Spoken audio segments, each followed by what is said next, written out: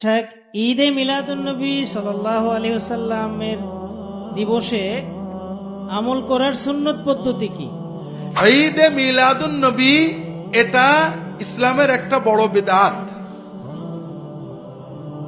ইসলামের প্রথম 600 বছরে এই শব্দটাই আপনারা পাবেন না।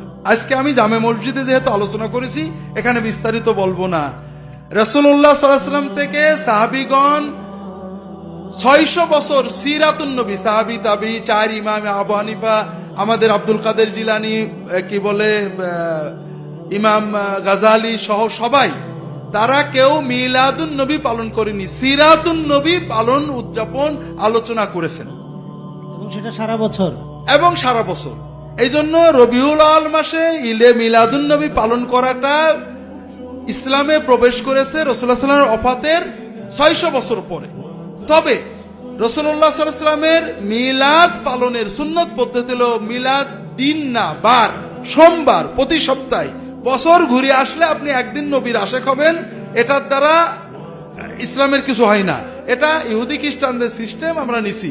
আপনি প্রতি সপ্তাহে সুযোগ পেলে সোমবারের দিন রোজা রাখবেন।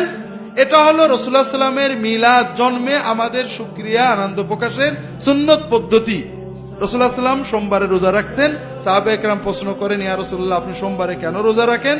তিনি বলেন, আমি এই দিনে জন্মেছি এবং এই দিনে আমি নবুয়ত পেয়েছি।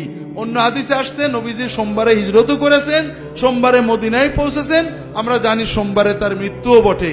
এই জন্য সোমবারে রোজা রাখা একটা সুন্নত আমল, এটা আপনারা পালন করবেন। এটাতে অনেক বরকত ইনশাআল্লাহ নসিব হবে।